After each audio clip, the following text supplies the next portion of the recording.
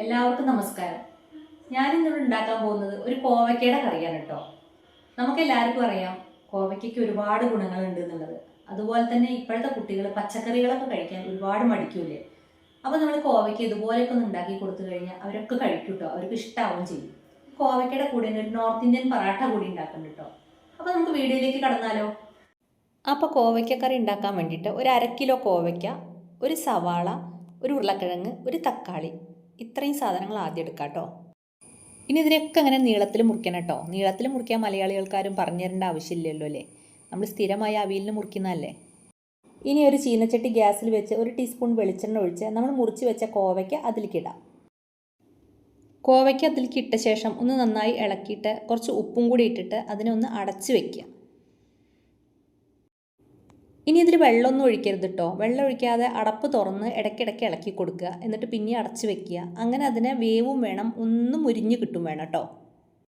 അത് അങ്ങനെ മൂക്കാൻ കുറച്ച് സമയമാവും കേട്ടോ. അപ്പോൾ അതിനെ മറ്റൊരു ഗ്യാസിലേക്ക് മാറ്റി വയ്ക്കാം.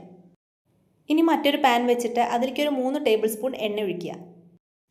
ഈ എണ്ണയ്ക്ക് നമ്മൾ മുറിച്ച് വെച്ച ഉരുളക്കിഴങ്ങിന് ഇട്ട് കൊടുക്കുക. എന്നിട്ട് ഷാലോ ഫ്രൈ ചെയ്തെടുക്കുക. ഒരു 2 നുള്ളി ഉപ്പും കൂടി ഇട്ടാൽ ഈ ഉരുളക്കിഴങ്ങിക്കൊക്കെ ഉപ്പും പിടിച്ചോളൂ കേട്ടോ. ഇതാ ഉരുളക്കിഴങ്ങ് വറുത്ത് റെഡി ആയിട്ടോ. ഇനി നമുക്ക് ഈ എണ്ണയിൽ നിന്ന് ഈ ഉരുളക്കിഴങ്ങിനെ കോരി മാറ്റി വയ്ക്കാം. ഇനി അതിൽ ബാക്കി വരുന്ന എണ്ണയ്ക്ക് തന്നെ 1 ടേബിൾ സ്പൂൺ പെരിഞ്ജീരകം ഇട്ടിട്ട് ഒന്ന് പൊട്ടിച്ചെടുക്കുക.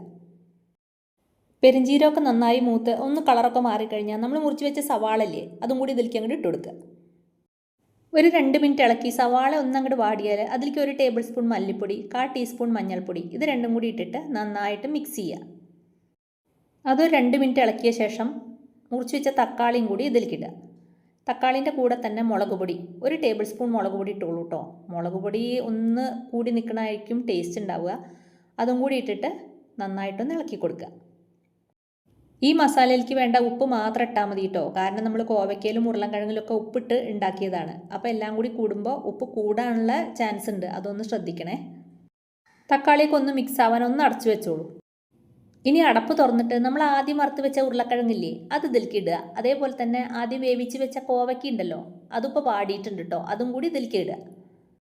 ഇനി ഇതെല്ലാം കൂടി ഇളക്കിയിട്ട് നന്നായിട്ട് മിക്സ് ചെയ്യണം കേട്ടോ. എന്നിട്ട് അടച്ച് വെക്കുക. എന്നിട്ട് ഇതേപോലെ തന്നെ അടപ്പ് തുറന്നിട്ട് പിന്നെയും ഇളക്കി കൊടുക്കുക. അങ്ങനെ ഒരു 4-5 പ്രാവശ്യമായിട്ട് ഒരു 10 മിനിറ്റ് ഇങ്ങനെ അടപ്പ് വെക്കുക, എടുക്കുക, ഇളക്കി കൊടുക്കുക, അങ്ങനെ ചെയ്തുകൊണ്ടിരിക്കണേ. അപ്പോഴാണ് ഇതിന് നല്ല ടേസ്റ്റ് വരിക. അങ്ങനെ ഇതാ 10 മിനിറ്റിന് ശേഷം കോവയ്ക്കയുടെ ഈ കറി ഇവിടെ റെഡി ആയിട്ടോ. ഇനി ഇതിൻ്റെ കൂടെ ഒരു പറാട്ട ഉണ്ടാക്കുന്ന കാര്യം പറഞ്ഞിട്ടുണ്ടായിരുന്നില്ലേ, അതുണ്ടാക്കുക നമുക്ക്. ചപ്പാത്തിയുടെ അതുപോലെ തന്നെ മാവ് കുഴച്ചിട്ട് അതേപോലെ തന്നെ ഉരുളകളാക്കുക കേട്ടോ. എന്നിട്ട് ഇതാ ഇതുപോലെ ചെറുതായി പരത്തിയിട്ട് അതിൻ്റെ ഉള്ളിൽ ഇങ്ങനെ എണ്ണ ഒഴിച്ചിട്ട് അത് കൈകൊണ്ട് നന്നായി പരത്തി കൊടുക്കുക. എന്നിട്ട് അതിനെ മടക്കിയിട്ട് അതിൻ്റെ മുകളിൽ ഇതുപോലെ എണ്ണ ഒഴിച്ചിട്ട് ഇതുപോലെ പരത്തി കൊടുക്കുക.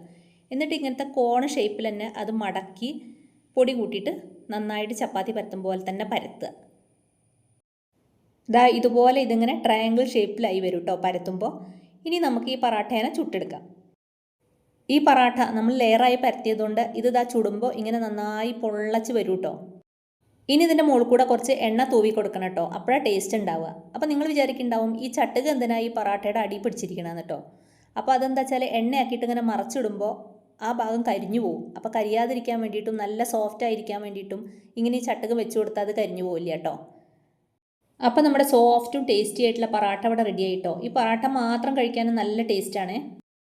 അപ്പോൾ ഈ കോവയ്ക്കക്കറിയും പറാട്ടയും കൂടി നല്ലൊരു കോമ്പിനേഷനാണ് കേട്ടോ. ഇനി എരിവിൻ്റെ കൂടെ ഒരു മധുരം കൂടി ആയാലോ. കറിയുടെ കൂടെ തന്നെ ഇടയ്ക്കൊരു മാങ്ങാ കഷ്ണം കൂടി കൂട്ടി പറാട്ട കഴിച്ചാൽ ടേസ്റ്റ് ഒന്നും കൂടി കൂടും കേട്ടോ. അപ്പോൾ നിങ്ങൾക്ക് എല്ലാവർക്കും ഈ കറി ഇഷ്ടപ്പെട്ടില്ലേ? എല്ലാവരും ഒന്ന് ഉണ്ടാക്കി നോക്കി ഫീഡ്ബാക്കൊക്കെ ഒന്ന് അറിയിക്കണേ.